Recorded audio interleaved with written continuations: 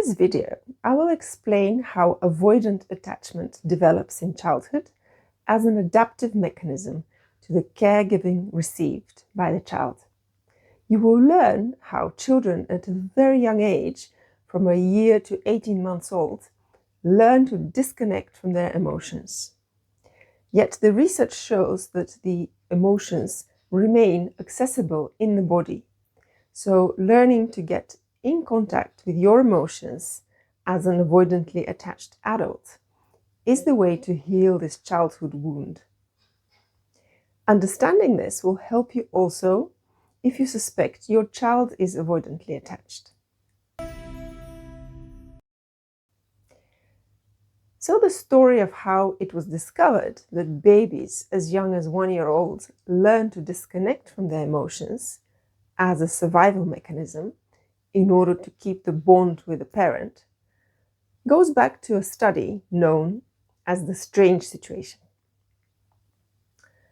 Researchers developed the strange situation as a standardized assessment to discover the infant's attachment strategies. In the experiment, the mother and the child are in a room full of new toys, which the child is more than happy to be exploring. And in the first part of the experiment, a stranger enters the room and the mother leaves. So the child is left for a few minutes just with the stranger. Then the mother returns and she's reunited with the child.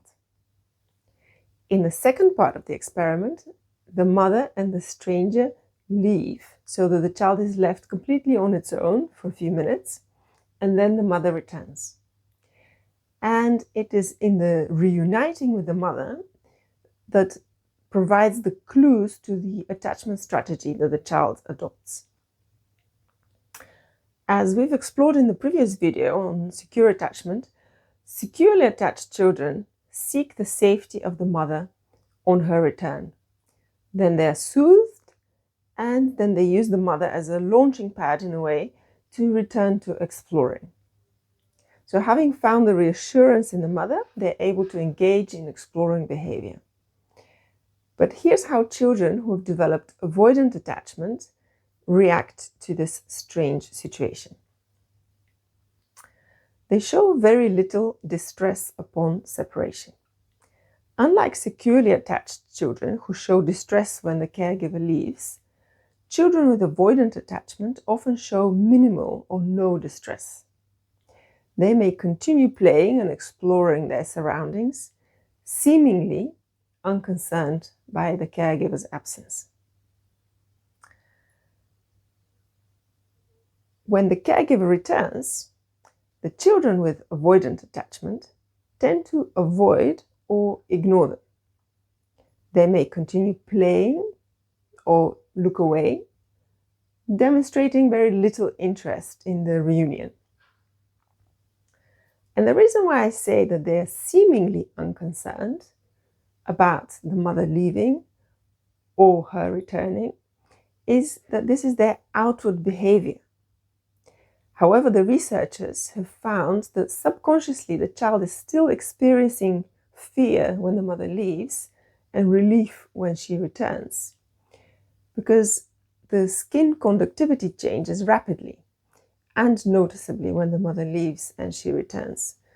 So their conscious response is one of indifference, but subconsciously their suppressed emotions are still active in the body and they're detectable. And finally, in the strange situation, children with avoidant attachment show lack of emotional expression, both during the separation and on the reunion with the mother. They may appear to an observer to be emotionally flat or distant. They have learned to suppress their feelings as an adaptive response, even at this very early age.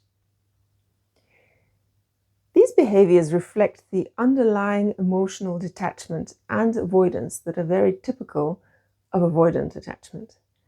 Children with this attachment strategy have learned to suppress their emotional needs and rely on their own resources to cope with distress rather than to seek comfort from the caregiver. but the emotional cues are still in the body. So as an adult who is trying to heal from this attachment style, you are very much able to reconnect to the cues of your nervous system and your emotions, which you may have long suppressed. So here is a short exercise to wire in the changes to your nervous system so that being in touch with your emotions does not feel scary or off limits. And in this exercise, I call it checking in. We simply notice the sensations of the body and notice the emotions that are currently present. So maybe close your eyes and feel the feet on the ground. Feel how your feet are supporting you, and if you're sitting down, how the chair is supporting you.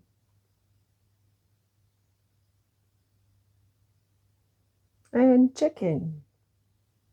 What is the experience of this moment?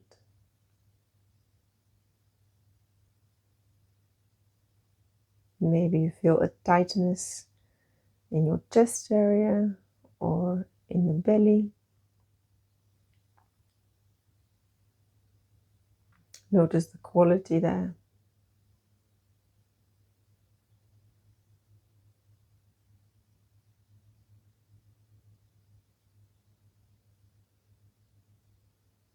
Notice any other sensations.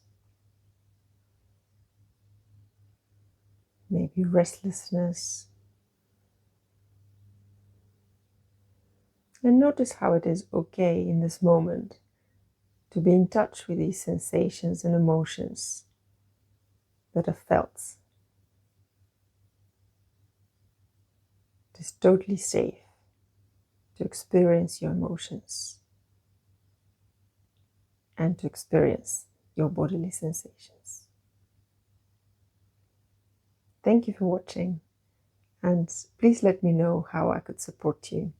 If you wish me to make more lectures or more practical exercises, I'd like to hear from you. Thank you.